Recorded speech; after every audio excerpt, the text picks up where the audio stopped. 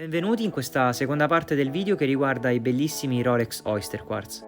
Nella prima parte abbiamo parlato brevemente della storia che ha portato la casa coronata a produrre degli orologi con movimento al quarzo, parlando delle referenze più comuni dell'Oyster Quartz e più precisamente abbiamo analizzato l'andamento del mercato del Rolex Datejust Oyster Quartz referenza 17000, ossia quella in acciaio.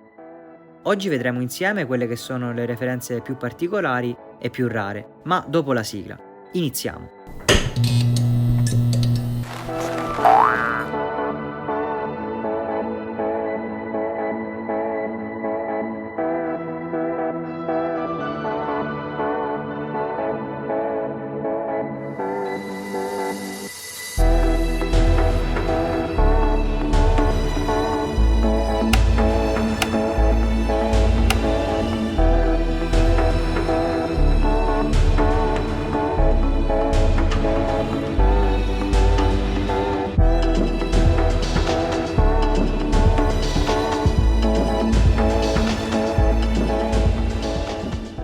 Gli anni 60 sono stati degli anni colmi di innovazioni e scoperte scientifiche, che hanno cambiato un po' il mondo. Dalla scoperta di Crick e Wilkins della struttura a doppia elica del DNA nel 1962, all'elaborazione della teoria della tettonica a placche degli scienziati Morgan e McKenzie nel 1967, alla costruzione dell'ARPANET, la rete del Dipartimento della Difesa degli Stati Uniti, nonché l'antenato di Internet, fino al primo allunaggio nel 1969. Come abbiamo visto nel video precedente, in degli anni così innovativi anche dal punto di vista tecnologico, il mondo dell'orologeria meccanica ha vissuto un periodo di crisi, con l'arrivo sul mercato del Seiko Astron e dei successivi orologi con movimento al quarzo. Dunque, gli orologiai svizzeri, per cercare di rispondere a questa crisi, si riunirono in un consorzio per la creazione di un movimento al quarzo completamente costruito in Svizzera. Questo consorzio prese il nome di Centre Electronique Horlogère. A questo gruppo parteciparono 21 maison mettendo a disposizione i loro migliori ingegneri e tecnici, che diedero vita nel 1966 al primo movimento al quarzo fatto in Svizzera, il Beta 1, anche se questo fu solo un prototipo. Nei successivi 3 anni questo movimento fu perfezionato fino ad arrivare alla presentazione dello storico Beta 21 nel 1969. Alla fiera di Basilea del 1970 Rolex presenta l'Oyster Quartz 5100, detto texano, soprannome dato dalla sua esclusività, in quanto si diceva scherzosamente che per poterselo permettere bisognava necessariamente essere un petroliere texano. Di certo questo era un modo di dire, e possiamo dire anche un'esagerazione, ma questa referenza era stata ideata per essere esclusiva e per una fascia elitaria. Infatti si tratta di un'edizione limitata a 1000 pezzi, delle quali si dice che il 90% fossero in oro giallo e il restante 10% in oro bianco. Ognuno dei pezzi è numerato.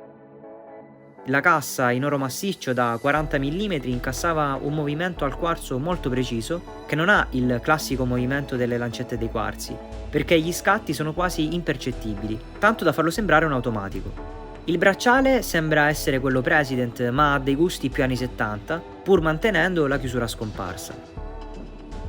Questa referenza fece il boom sul mercato, infatti vennero venduti tutti in prevendita, addirittura anche prima di entrare in produzione.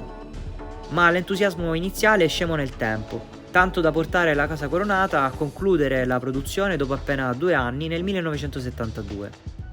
Ma come sappiamo la Rolex non abbandonò definitivamente i movimenti al quarzo, in quanto, come detto nella prima puntata, nel 1977 iniziò la produzione degli Oyster Quartz.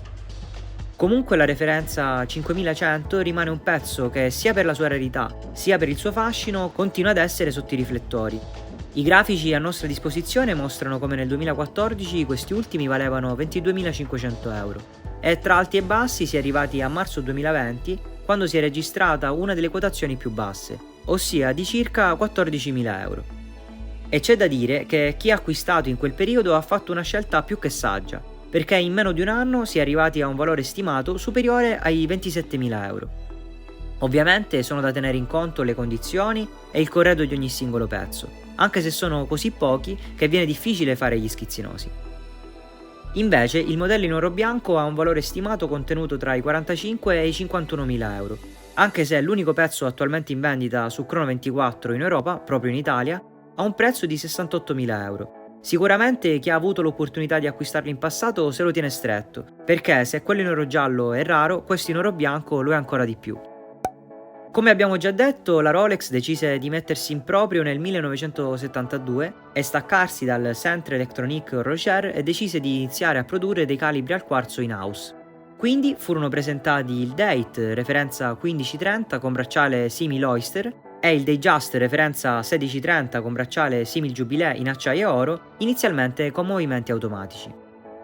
Ma dopo 5 anni di lavoro per gli ingegneri di Rolex venne presentato il movimento al quarzo che veniva montato proprio su questi modelli, dando vita all'Oyster Quartz, come questo che abbiamo potuto provare da Giulio della Chiossone Luxury Watches. Ma di questa storia ne abbiamo già parlato nella prima parte, dove vi ho parlato anche delle versioni dei date di questi Oyster Quartz, quindi della referenza 190-18 in oro giallo e della referenza 190-19 in oro bianco. Di questi Oyster Quartz dei Date sono stati presentati dalla Rolex alcune particolari referenze, principalmente con pietre preziose, che sono molto rari. Modelli con il bracciale simil President lavorato, altri modelli impreziositi da diamanti sugli indici, sul bracciale e sulla lunetta. Ad esempio questa versione che unisce queste peculiarità: il bracciale lavorato, la lunetta con diamanti effetto degradé o anche detto rainbow, come anche gli indici. Questi modelli sono talmente rari che non se ne trovano facilmente in vendita, almeno su Chrono24. L'unico che abbiamo trovato è il modello con quadrante in legno esotico, in ottime condizioni a 17.500 euro, neanche troppi rispetto ai 12.000 che bisogna spendere per acquistare un Oyster Quartz dei Date in oro giallo full set. Siamo arrivati alla conclusione di questo video, spero che questo piccolo documentario vi sia piaciuto.